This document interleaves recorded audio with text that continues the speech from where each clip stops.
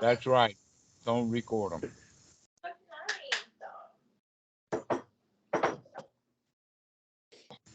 Okay, guys.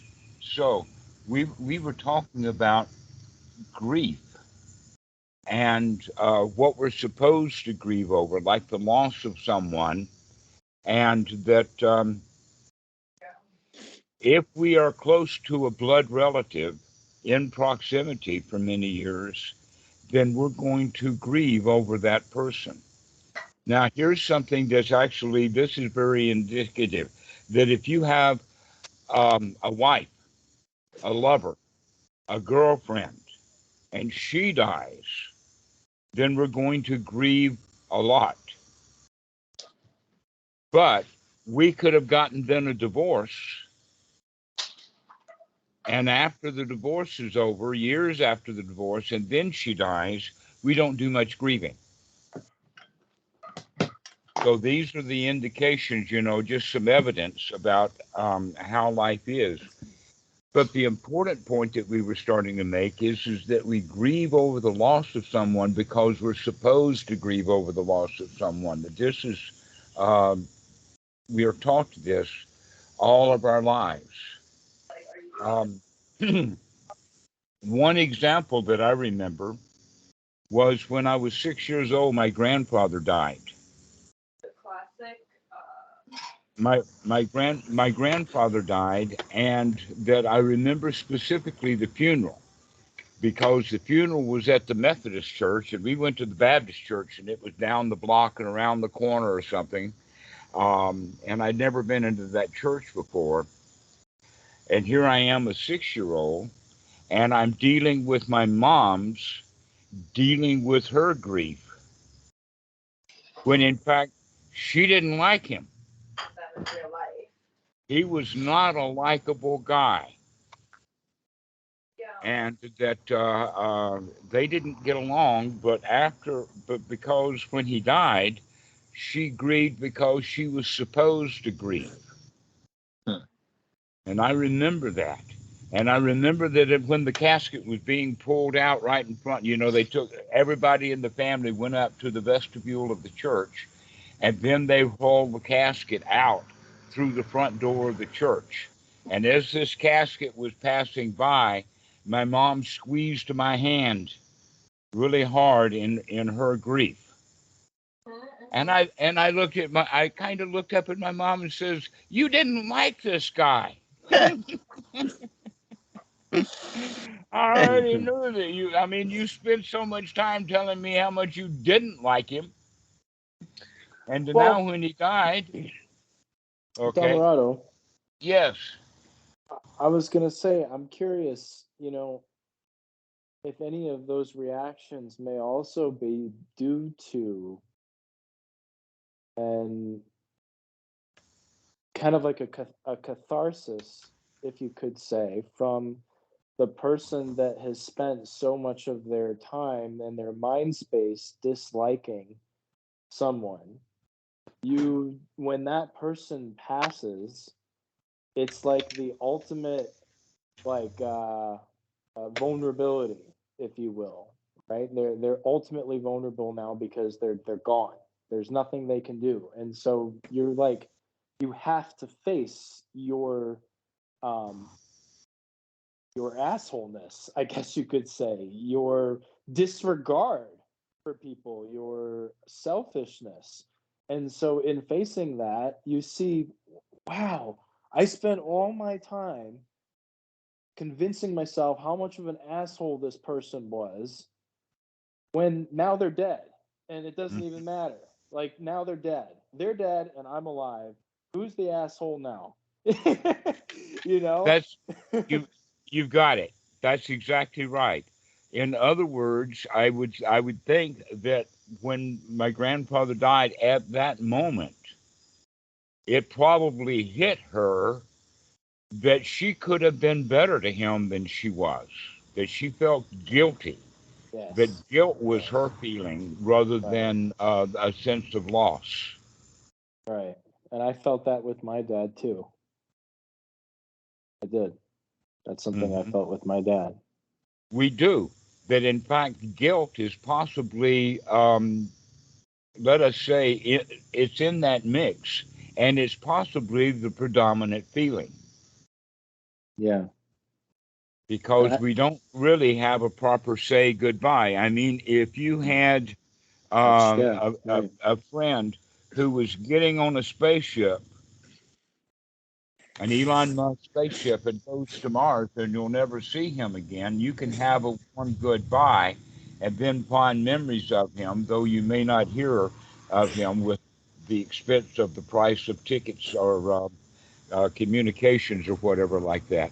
So if somebody does leave us, I remember that, in fact, that there was a kid, his name was Keith, and that Keith lived across the street. He had a horse named Trigger, a pony actually, and that his family, for some reason, moved to Muskogee, Oklahoma, and that I missed him a lot. I really, really missed my friend, but I was actually able to go visit him. Now, this all happened when I was 5. This happened before we went to school together, but we played a lot. And so even at that young age, I remember that sense of loss of a friend. I had lost him. He moved out of town, and I Yeah. really, really missed that. So that sense of loss is one thing that we have to deal with.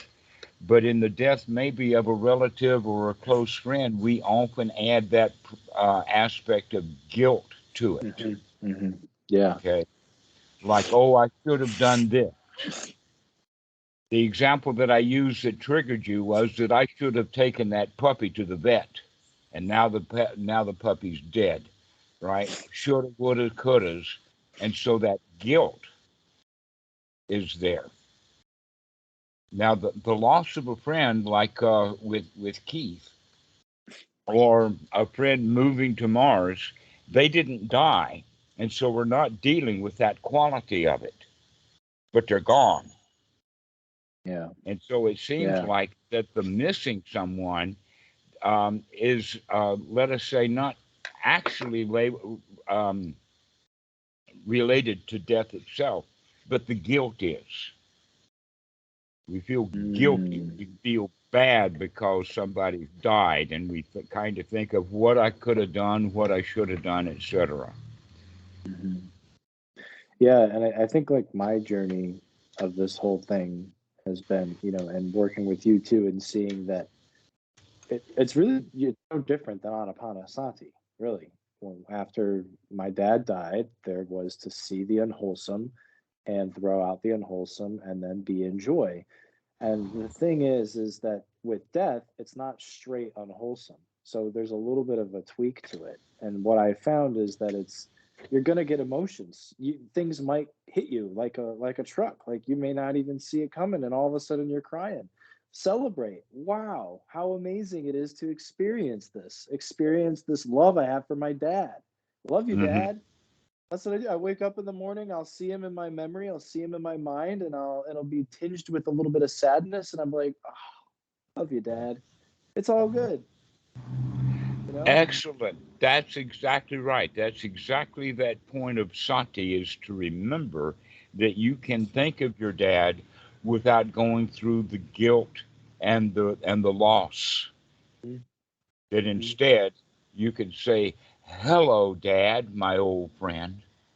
Yeah, and actually what's really interesting is that is way more intense of an experience than getting subdued into the oh, this is sad, or this is so heartbreaking, this is so terrible.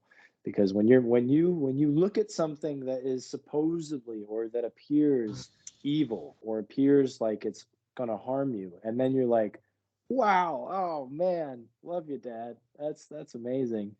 You totally, it's like what Keyshawn was saying earlier. You've won the game. You've won the game. You've won the That's game. right. That's exactly right. We can win the game of life. We were born into the game of life as victims. We were taught how to be victims really excellently by all the victims around us. And now with Anapanasati and with the Buddha Dhamma, we're recognizing that we can, in fact, be a winner in our life. We do not have to be the victims. Our choice that we can, in fact, have fond memories of a deceased relative or a neutral feeling, if that's it, but we don't have to grieve. Mhm. It's almost like uh, we're obligated to grieve. Mhm. Mhm. Yeah, that's a good point. Or expected to, right? Hmm. And the conversation about it and expecting it and how you basically feel sorry for everyone that experiences it, and you know, we even, oh my God, I can't. People have like, um, and they mean well, but they've imposed their view, um, on, on me, and they'll say like, well, it's going to be really hard. It's going to suck. It's going to really suck at first, but it'll get better each day. Or they'll be like, the pain never goes away, or the pain gets better each day, but it never goes away. And I was like, man, we gotta wake this world up. We gotta wake Right. this world up. Come I on, know.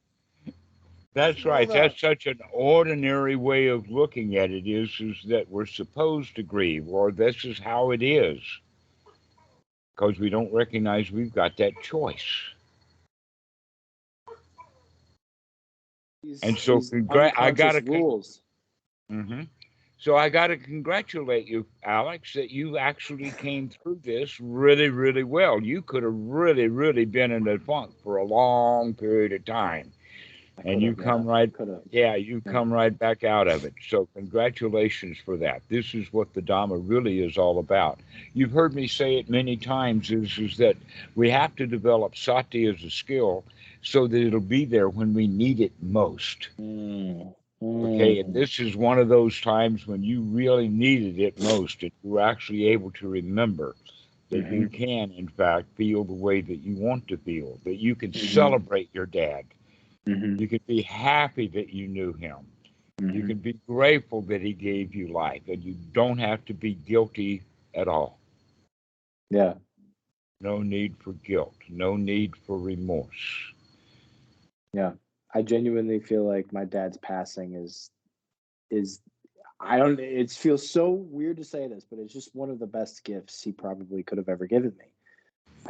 He gave me the gift of death, Hmm. of coming to terms with death, and seeing what that is, and being intimate with it and accepting it in its beauty and in its terror, all of it. Hmm. And that's really nice. It's really nice. Actually, death, um, in kind of an abstract way, or let us say in a kind of a big way, death actually um, allows beauty. Mm, Now, what do I mean by that? It means that if everybody was living forever, this present moment would be meaningless because you got so many trillions of them. But because we all know that we've got less than 100 years, hmm, we all know that. And then, in fact, when dad or someone close dies, that hmm reminds us, okay, that this is something that's very interesting. Um, I watched the dogs here when the puppy died, and they sniffed and then they left. They didn't want to have anything to do with it or hmm with her. Okay, animals are like that. They can see another dead animal and it doesn't ring that bell hmm that I too am temporary. The dogs have no sense of that kind of a hmm future. Okay, they don't understand puppiness, adulthood, old dog, and dead dog. They don't have those kind of concepts. They only have the concept of right here, right now. But humans have that knowledge,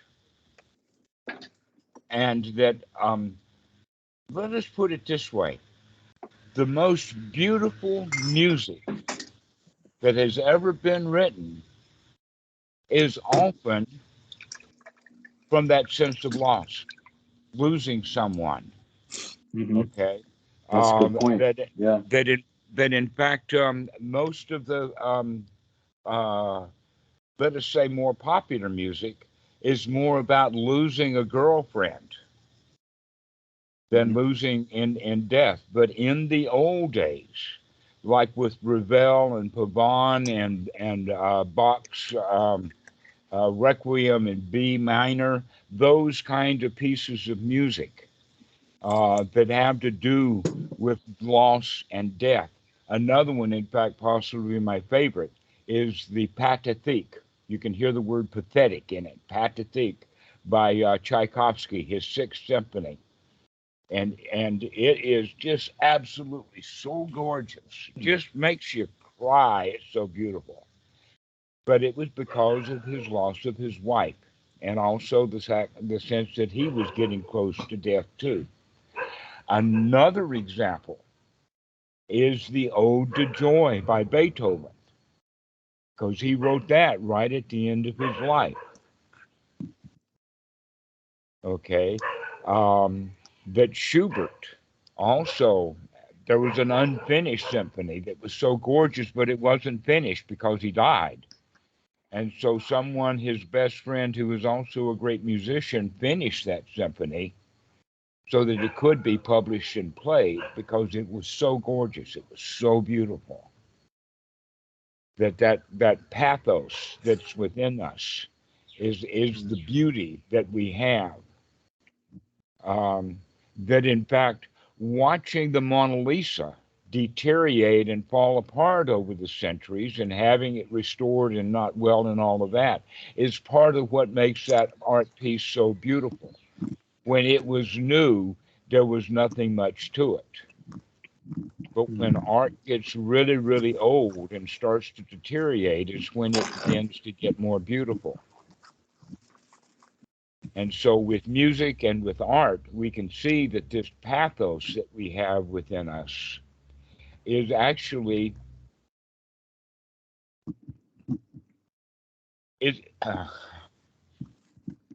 It's a major part of us, just like life and death is a part of us. That death quality, that loss, that sense of Mm. losing something. Mm. That that if we dwell on, oh poor me, I lost it, I'm worse off now, etc., like that, then we're missing it. That the Mm. whole quality of being able to uh, relish the fact that Yep. everything is temporary. Your dad was temporary. That Okay. in fact, Question. you, I think this is a very good segue. Well, I know that Dhammarato and I are talking about death this whole time, Keyshawn, but if you are interested in talking about something else, please feel free to go ahead.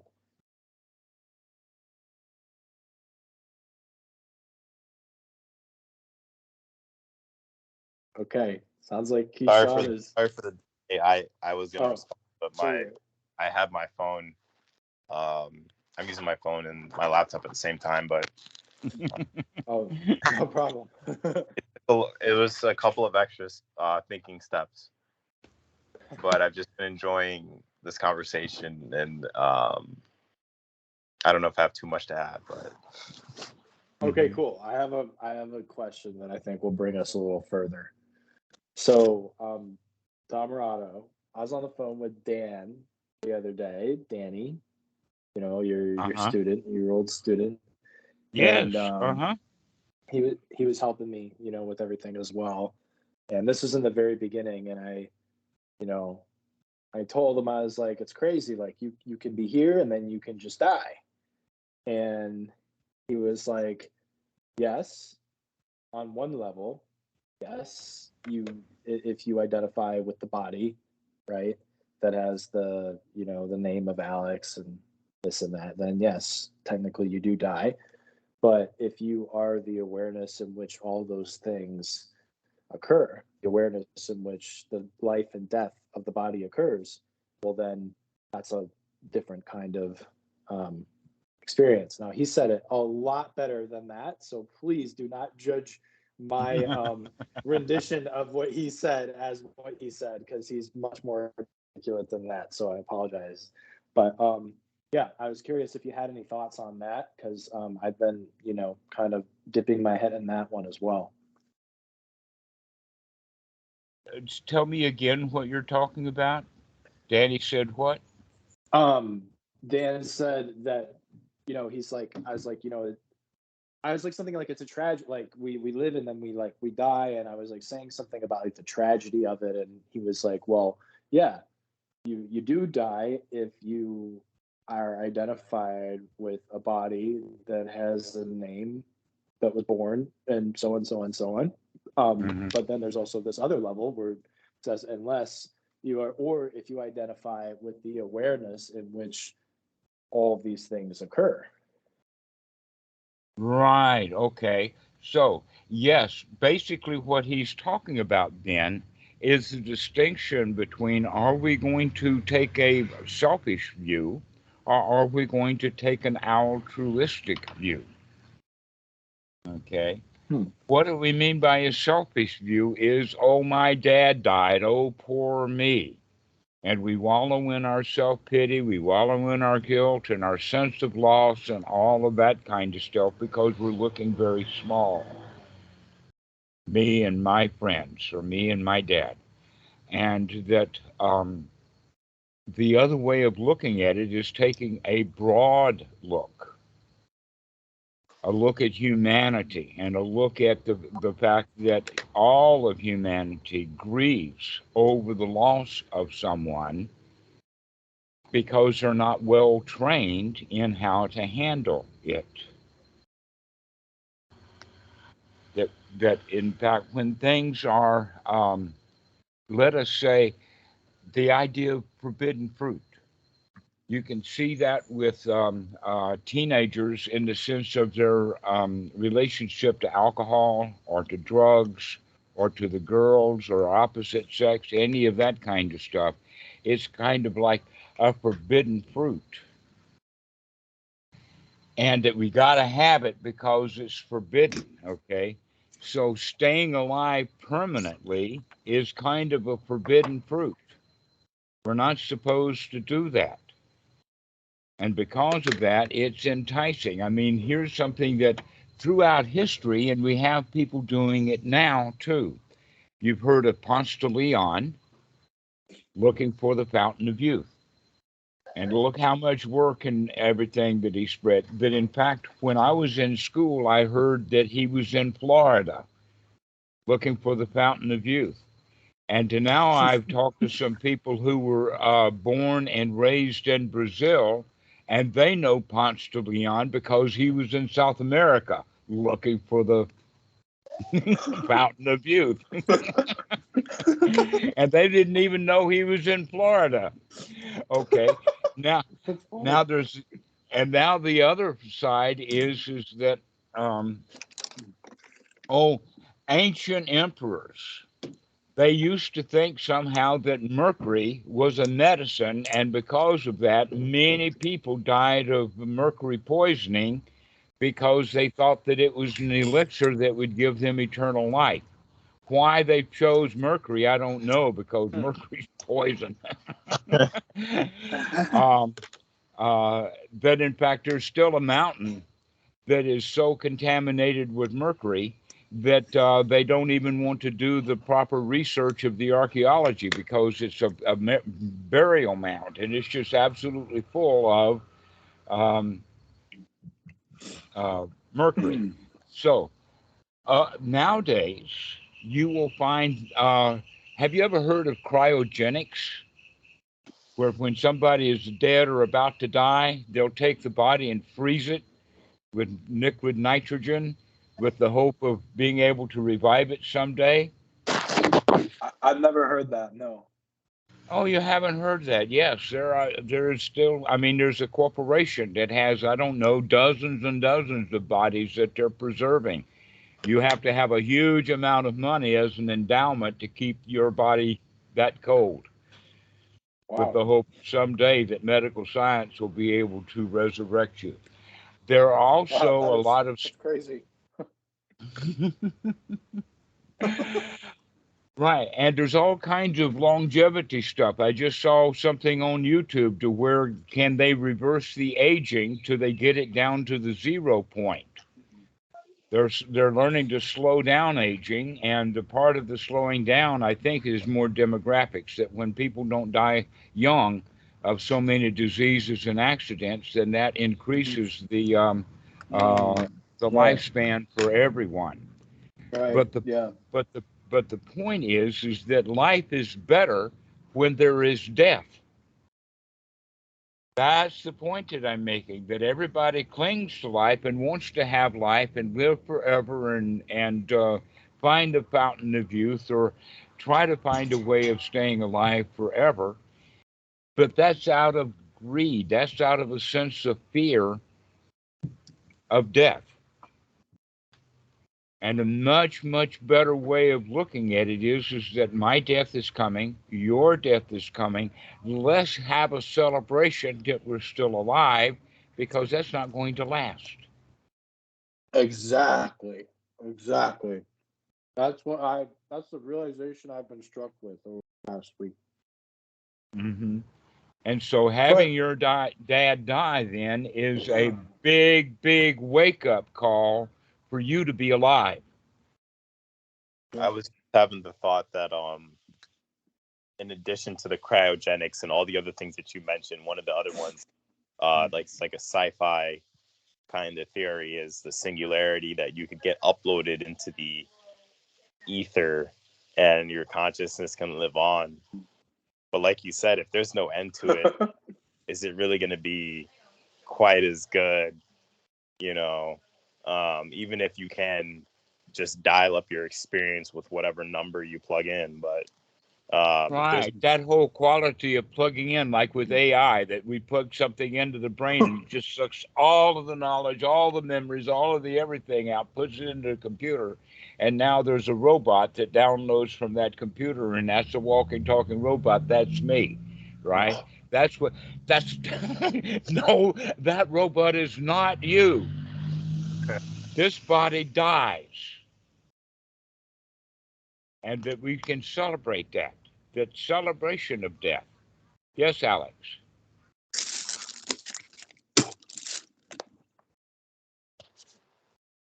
Sorry, But guys. Um, okay. I get all that. Dhammarato, you didn't answer the question, my friend. you mean with Dan? I thought that he was indicating that. Go ahead, restate it. Yeah, no, you're fine. I was just being a little hard ass with you. Sorry. um, but um, no, Dan was. He said like it's a tragedy if we identify as a body. Hmm. It's a tragedy to die if we identify as a body, but if we identify as the awareness, which there is a body, in which there is an Alex, then that's a much greater and freer condition to live from. I was curious if you could talk about that specific condition that he's Okay. referring to, All and right. how the Eightfold Noble Path and how the teachings of the Buddha relate to that condition. Okay. Um, that in fact I think is what you're pointing at here is that we are not the body, we are not the feelings, we are not our memories. And then he goes, we're not even our perception, which is where most people come from. And then the big dude is consciousness. We see that being alive means being conscious, that it's not the body, it's the consciousness. And so uploading all of that data to the AI is not going to upload consciousness, it's just going to upload data. Now, the Buddha talks about consciousness as a nutriment, just like food. Okay, there's various different kinds of nutriments or nourishments that we get, and one of the nourishments, and this, by the way, was not a teaching of the Buddha. This was old philosophy from the Brahmins and the Vedas and all of that way back when, is that consciousness is a nourishment. Without consciousness, what is life itself? If you're not conscious, you're not alive. Yeah, right. That consciousness is a nutriment for life itself, just like food. And so while you're eating that food, it's going to keep you alive. But if you don't know it, then what difference does it make? It's that knowing, it's that seeing, it's that taking in data. And that is, in fact, what can be celebrated, is that we are still alive, which means we still have that consciousness. Now, the teaching of the Buddha is that consciousness is not permanent, it's temporary. Consciousness dependently arises. That, in fact, when you stump your toe, you're probably not conscious of much of anything else. Or for the man, when you get strongly hit in the balls, you're not conscious of anything else. Aren't you conscious of the pain, though? Well, yes, but that's the whole point, is you're not conscious of anything else because that pain is so great. We're not even here's an example of that I saw. This is one of those shorts on YouTube, and that this guy was on a trampoline that was beside a wall that had a roof that they were using to jump off the roof onto the trampoline and then make it back up to the roof and land again. And this was the show. And this guy, his girlfriend accidentally hit him in the balls for some reason as he was coming back up, and he lost it. I mean, he couldn't do anything else. He was just doubled up in pain while that trampoline was going up and down, and he couldn't do anything else. Okay, so this is what I'm referring to is that the whole quality of the teaching of the Buddha is to wake up that consciousness so that it can be more generalized, that we don't focus down on one little thing to miss everything else, that consciousness is dependently arising. Let us use that, in fact, as a skill to be developed. The skill is to keep coming back to reality, to come back to the consciousness. But we are taught in our society to say, who am I, is the body. Look how many industries are set up. I mean, the entire cosmetic industry, the fashion industry, much of what automobiles are all about is ego. About I am this car. This car is fancy, therefore I own it. I'm fancy too. You know, that's the whole idea. They've got all of these wealth people with Lamborghinis that have just been to the car show, you know, that kind of thing. And so we identify with physical objects like the body. I am the body. And Dan was, I think, pointing at the fact that this is what terrifies us so much, is because the body is temporary too. And that it gets sick, it gets well, it gets tired, it gets, hungry, all of these problems with the body. And so we identify, I am the body. And this is then part of the reason why we stay victims. When we recognize that I am not the body, that I am, in fact, if anything, close. It's consciousness.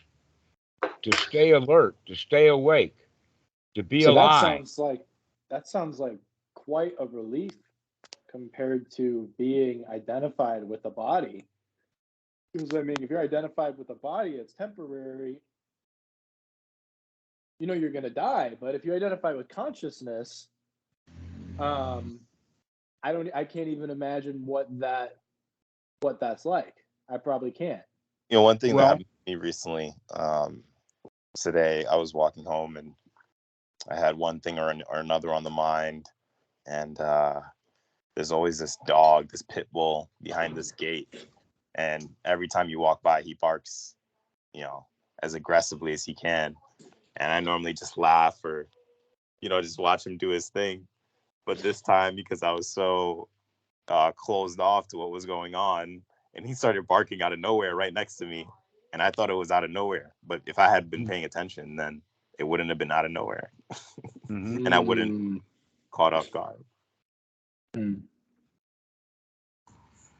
Here's something that you can play with that you possibly go by this place often where the dog is, and he's very aggressive to everybody because everybody doesn't like being barked at, so nobody likes that dog.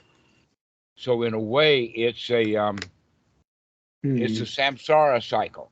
He Yeah. barks, they don't like it, they treat him bad, and he feels bad, so he keeps barking. All right. So what I would suggest is have a different attitude as you walk by the dog over and over again. That in fact, as you approach the place, you could maybe start singing or whistling or doing something in a happy way to let the dog know, and start experimenting to see if you can in fact pass by that dog without the dog being so ferocious, but instead he may become friendly to you over time. That sounds like an I'm gonna awesome do that. experiment. That's a good experiment, because then I'll be the only person on the block who can walk by the dog without him barking. Well, perhaps acknowledging the dog in friendly, even when he's barking at you, you can say, "Hey, I know what you're doing."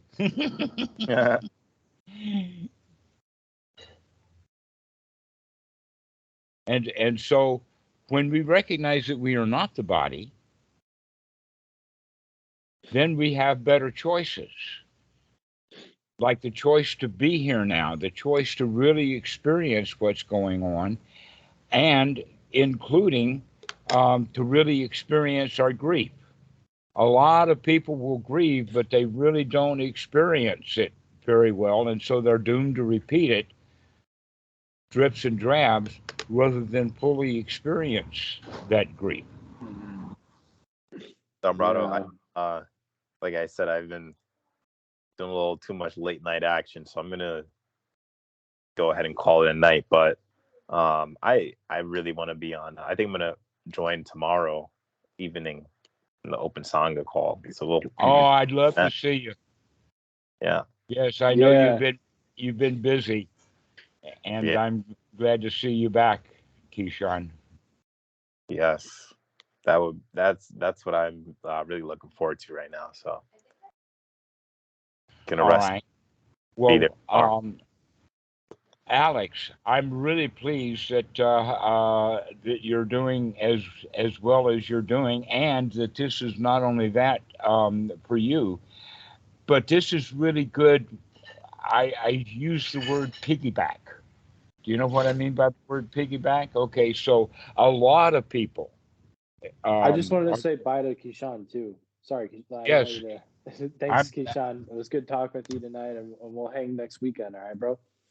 Yes, that's what I was about to say. That Keyshawn has Okay. been getting very good vibes off of this conversation that we're having, and that others are too. That this is actually a good thing. So thank you, Alex, for sharing your trip with your dad, because Keyshawn's going to be doing that too.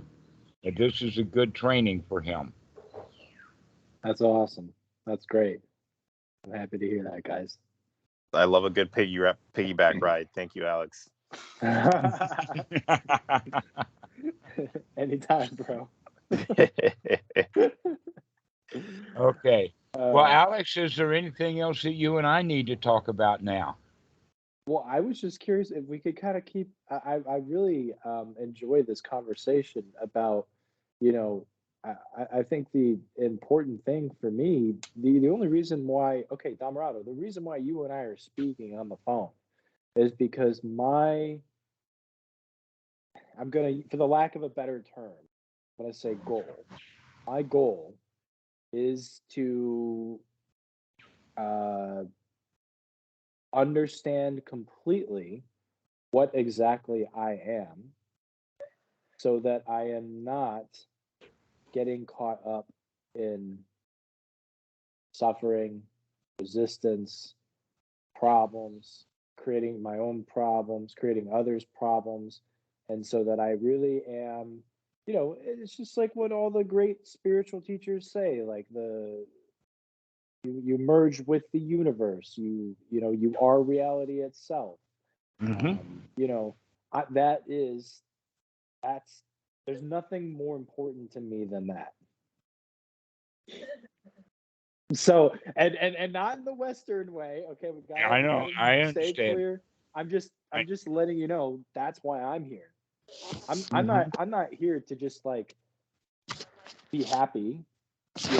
Being happy is great, but I I want the truth. I want How the how about happy and fulfilled? There you go.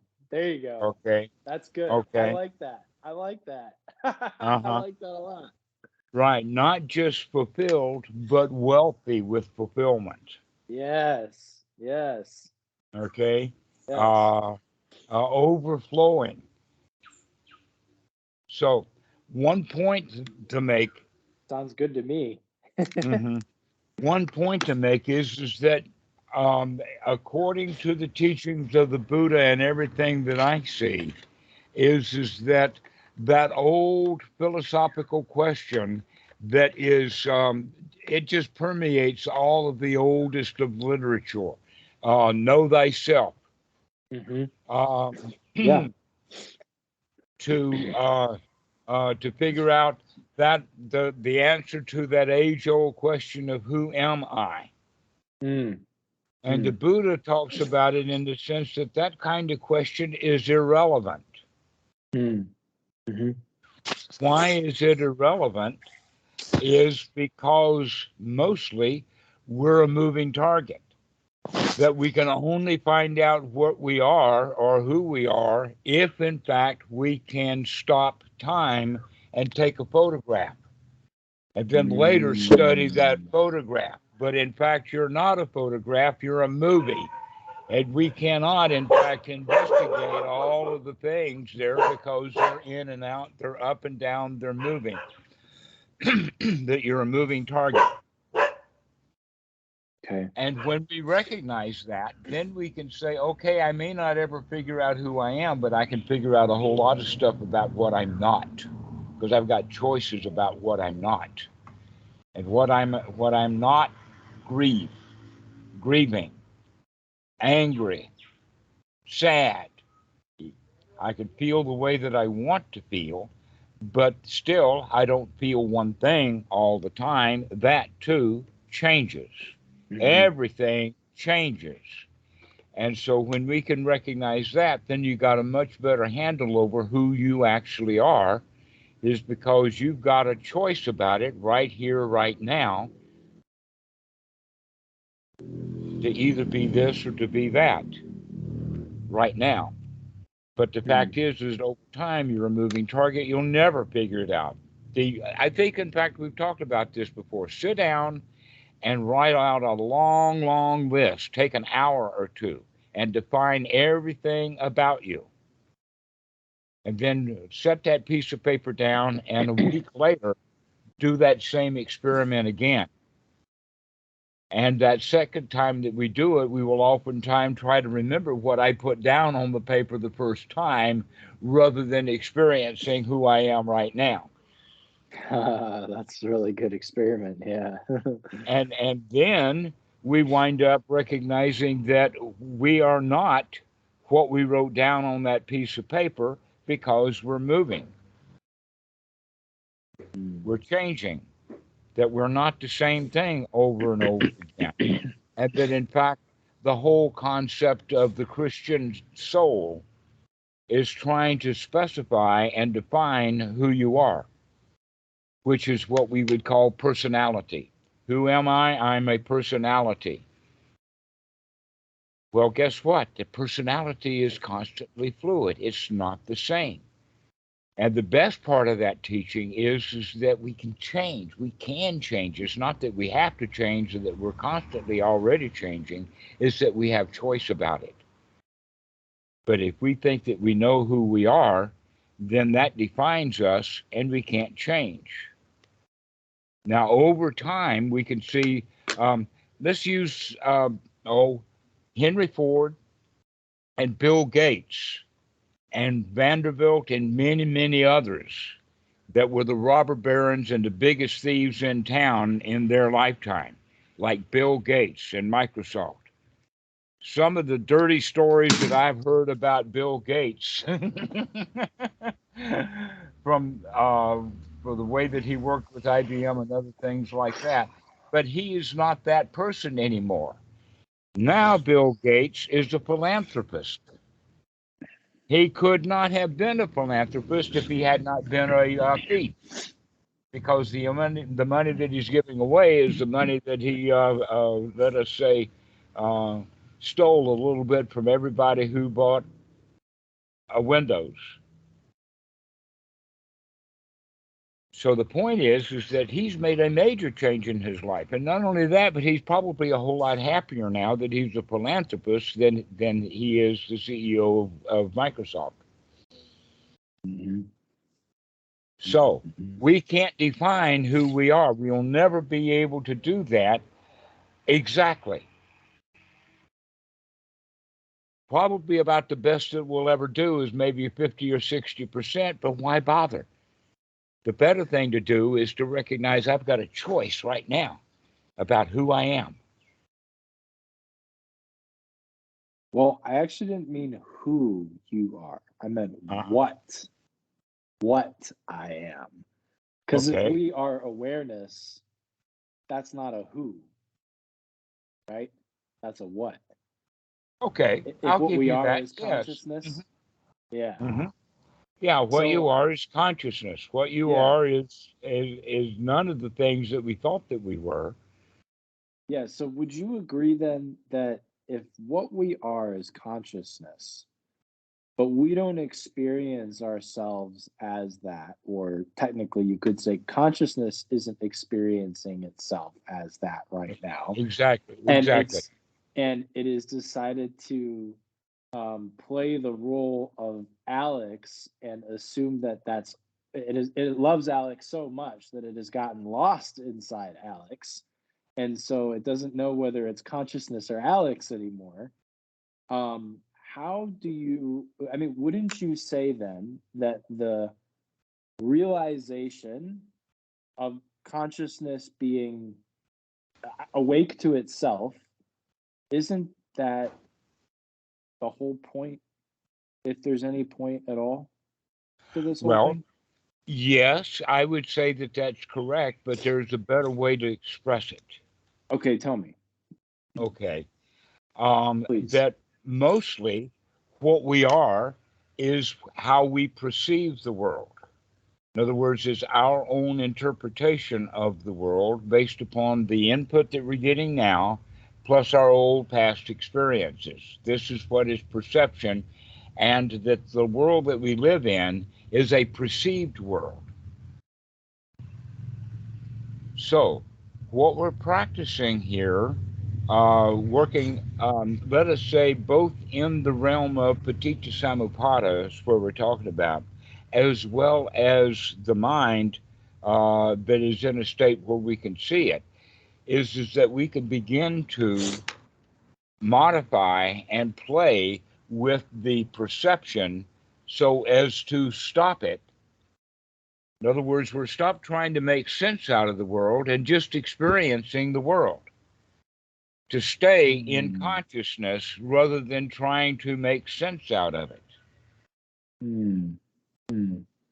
And when you're getting into jhana and things like this, you're closer to consciousness there than you are when you are off thinking about wanting to do something else because you're not Right. satisfied where you are right now. Exactly. So we're not conscious of right where we are right now. We're in some sort of dream state.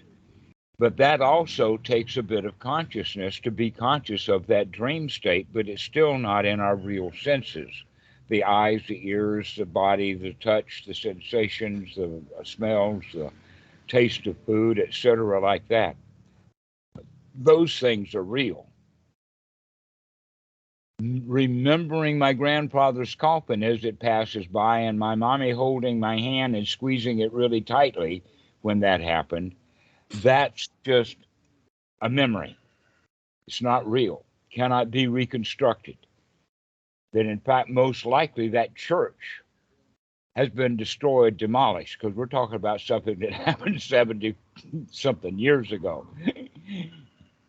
And so I couldn't go back and revisit that church. And if I could, I couldn't reproduce the casket or the dead body or any of the people who were in that room. That's gone. And the only thing that's left is the residual part of it that's in the mind. As opposed to right here, right now, I live in a reality that it would take me far too long to explain it or to express it.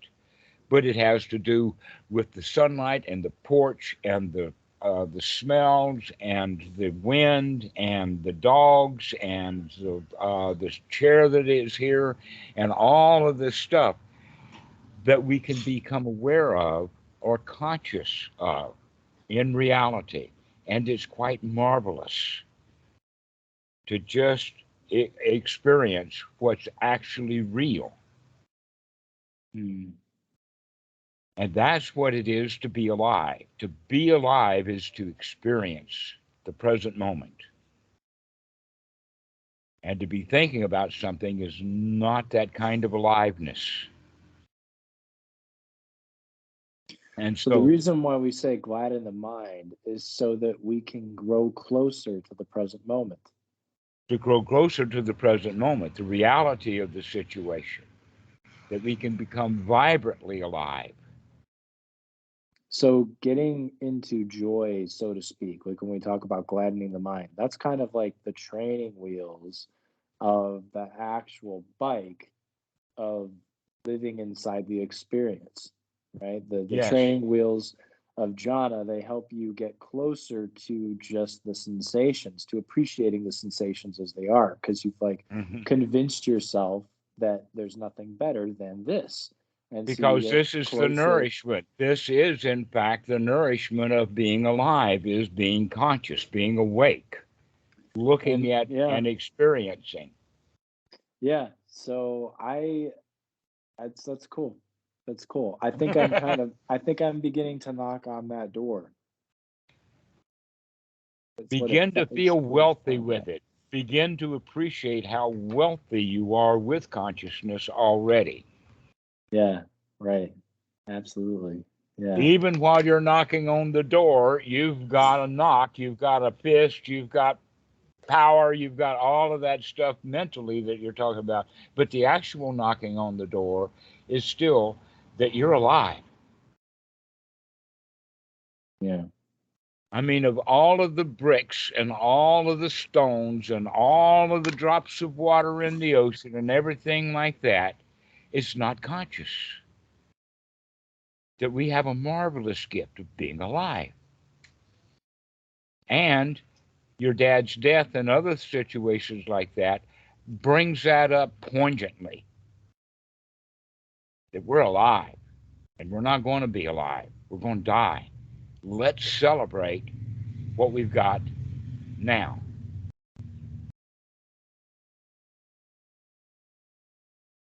And how is it the case though that people say, like Dan has even said, like you technically don't die. We are eternal. We don't die. Well, We were never actually, born. if we are consciousness, then consciousness will go on.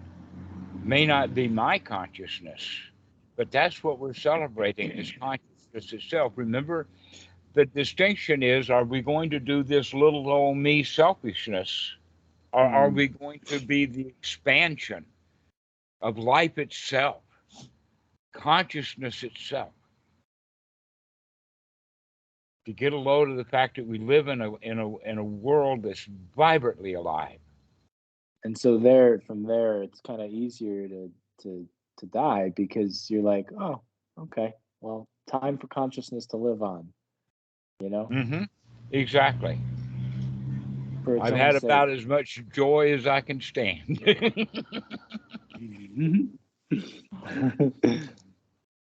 It's good. And Good. so we get the attitude of, you know something, there's a couple of things that I haven't done there. You've heard of a bucket list? Mm-hmm. How many bucket lists have dying on their bucket list? That's the only thing that I need to do now. I mean, talk about travel. I've traveled. Talk about being in airplanes. I've done that too.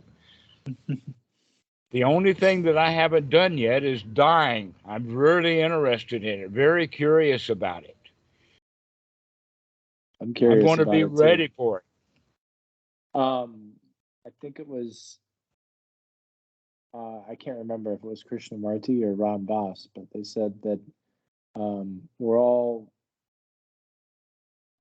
going to die, but the real art is to learn to die before you die.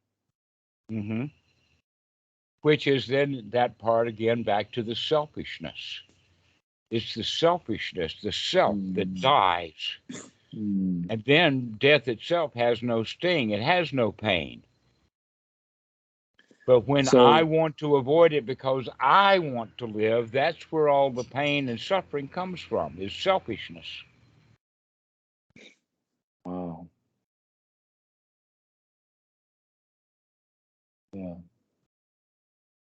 identifying with something that is mine. I, me, and mine, my death, rather than death itself, or life itself, or the bigger picture.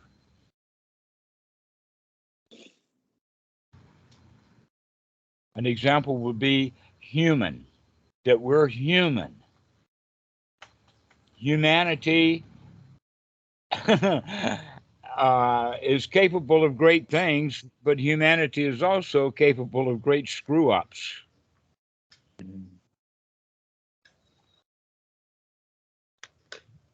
But that just makes us real. There's no such thing as a perfect humanity, and yet in our society, we're trying to strive for something that's not possible. Just like trying to strive for longevity, which is not possible.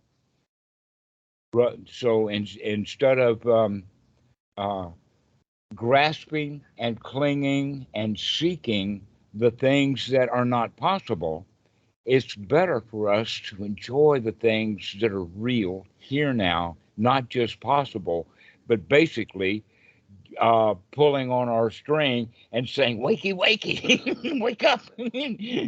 Reality is here, and you're all So, dreaming about something that's impossible.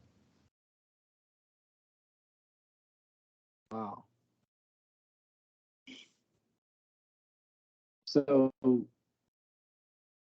it's crazy. Like,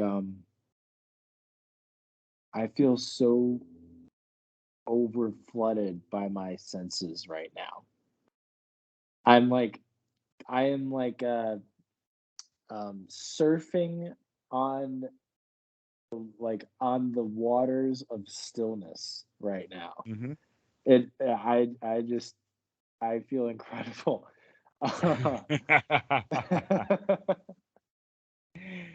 Well, that's what we're looking for. That's the kind of, with words, I'm painting a picture of a state of being. Congratulations that I'm able to give that concept and you're able to convert it out of a concept into an experience. The experience of being alive. And guess what? It's almost overwhelming. In the sutras, they talk about it as being a flood of reality. Reality is really, really complicated. There's a lot to it, and we don't pay much attention to that. Yes, this is what I seriously, this is similar to what I feel when I take psychedelics, when I take shrooms. Mm-hmm.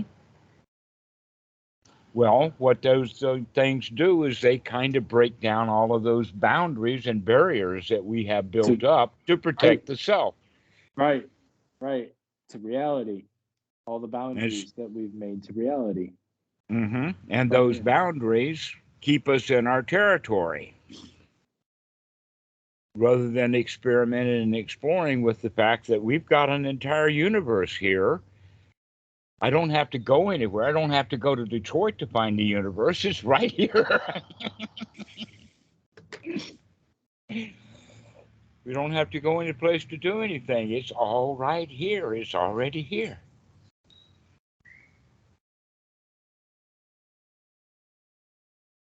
And being temporary helps us to appreciate. Right. Right. It's not two, it's one. We Yes. we need death in order to appreciate it, in Well, order to appreciate life. that's that distinction then between selfishness is small and it's multiplicity. It's all over the place.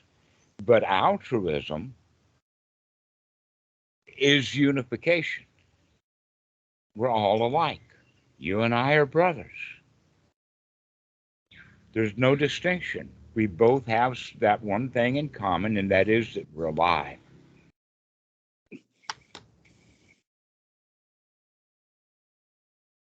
And that life itself, that's the miracle. To being alive, to being able to be receptive, to be conscious of how complex things are.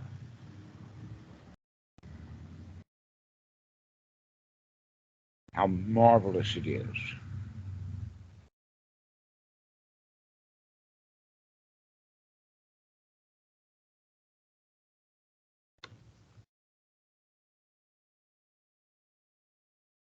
This is You incredible. you talked about it also in this term of psychedelics, but there's another way of expressing it, and that is being in love. You've heard songs like, "It's a big, wide, wonderful world we live in when you're in love." But normally, when we're in love, we think about it in a small, selfish way, in love with that girl, or in love with this dog, or in love with this car, or whatever it is. And here we're taking that sense of being in love and expanding it to everything.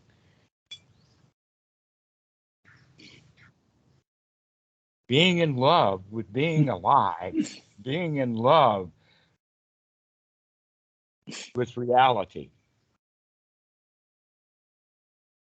to bring that joy up. Oh, this is so good. And why aren't we? I mean, we could be born and lived like that our whole lives, but our society has trained us into being very selfish, protectionistic.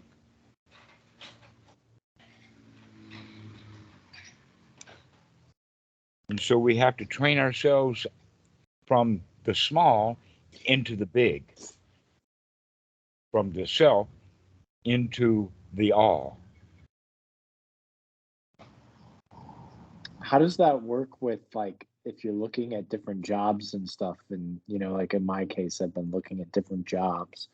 Hmm. In some cases it may benefit people for me to stay in my job. So am I depriving the all from its total possible benefit by jumping ship and going into another field? Right. Well, here's the point. When you're jumping the ship, know that this is what's happening. Know the ship and the jumping. That if you do take another job, know that. But if you don't and you stay in the job that you've got here, know that too. To Mm, stay in the reality. mm, mm, But what you're doing here is in that moment is should I this little self, this selfishness, should I go and take that little job, or should I take this little job, or do this little thing? And the answer to that is wakey wakey, we've got a great big world here. Mm. If we would experience it.